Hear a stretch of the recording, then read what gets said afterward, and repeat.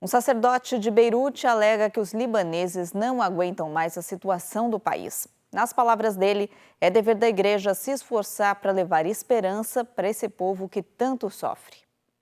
Um dos mais importantes templos da comunidade católica de Beirute, hoje está em ruínas. Os padres de São Salvador e São Basílio estão localizados a poucos quilômetros do porto da cidade onde a explosão aconteceu. O padre representante da paróquia explicou que sentiu como se o tempo tivesse parado naquele momento. Eu comecei levando as pessoas ao hospital próximo da minha casa. Um homem, infelizmente, morreu antes de chegar lá. Muitas crianças chegaram ao hospital que não conseguia dar conta de todas elas. Eu fui à minha paróquia e encontrei o telhado destruído, as portas abertas e pessoas cobertas de sangue. Esse cenário encheu o país de dor, ainda maior que a dor causada pela crise já existente. Padre Nicolas disse que, além de ajudar a reconstruir a cidade de Beirute, a igreja está atualmente tentando curar os corações dos fiéis. Em meio à crise econômica, o coronavírus e agora a explosão, as pessoas não sabem o que fazer.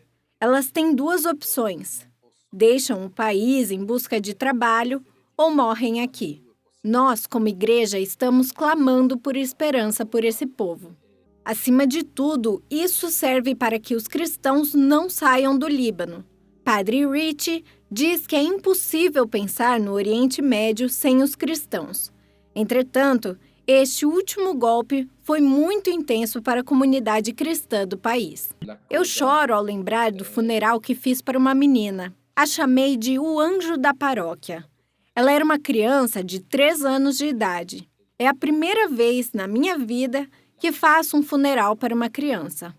Devido a essas memórias amargas de dor, os padres libaneses não vão baixar a guarda e continuarão a dar testemunhos de fé em meio à tempestade. Existe um sofrimento intenso com os cristãos. Como os cristãos, nós devemos buscar a luz, a ressurreição, a alegria e esperança. Sem essas coisas, não conseguimos viver.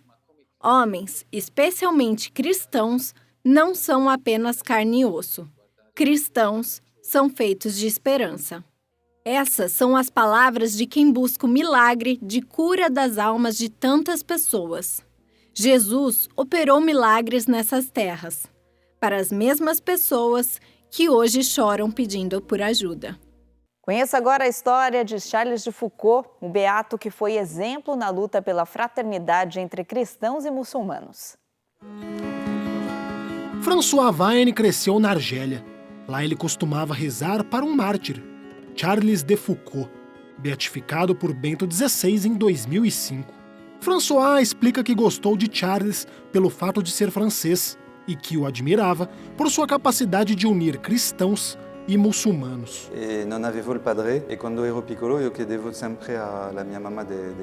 Eu não tinha pai. Quando eu era pequeno, sempre perguntava à minha mãe sobre ele.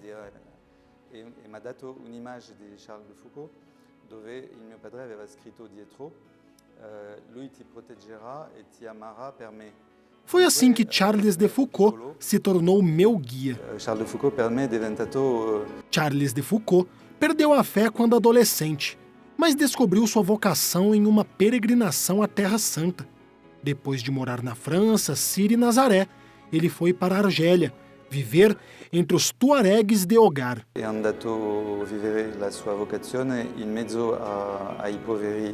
Ele foi viver a sua vocação junto aos pobres do sul da Argélia. Lá ele aprendeu a língua deles, o tuaregue francês, para entender melhor a sua cultura. Ha fatto un dizionario anche tuareg francese per capire meglio. Na verdade, François explica que o tuareg salvou sua vida quando ele estava morrendo de fome. Charles percebeu então que muçulmanos e cristãos poderiam ser unidos por uma unidade fraterna. Esta imagem de Jesus que ele pintou é uma representação de sua convicção, braços abertos e coração vermelho, representando o amor de Deus por todos, sejam cristãos ou muçulmanos. Il frate universal voleva essere un frate universal per dar voglia a tutti noi. Ele desejava uma fraternidade universal para todos, para sermos irmãos e irmãs. Ele era moderno no diálogo com os muçulmanos e foi considerado um exemplo de cristão que amava, orava e não vivia pela espada. Seu amor superou as barreiras religiosas e se renovou no amor pela Eucaristia. Este altar foi feito por Charles, justamente para adoração.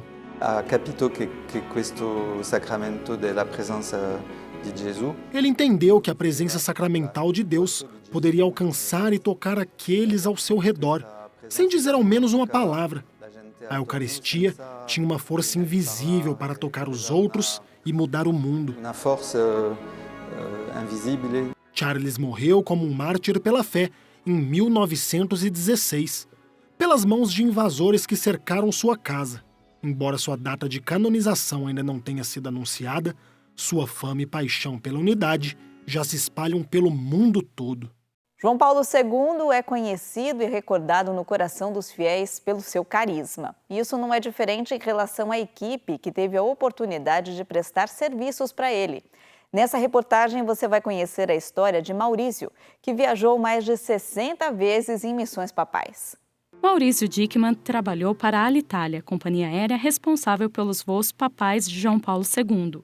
Ele participou de mais de 60 viagens com o pontífice, desde 1980 até 2004, quando então o Papa fez sua última viagem a serviço para Londres. Quando João Paulo II ia para uma viagem, ele saía por volta das 8h30 da manhã do aeroporto Fiumicino. Para nós, isso significava estar a postos desde as 3 da manhã, porque tinha muitas coisas a serem feitas antes. Nós acordávamos à meia-noite. Quando viajávamos para outros continentes, eram 12 ou 13 horas de viagem.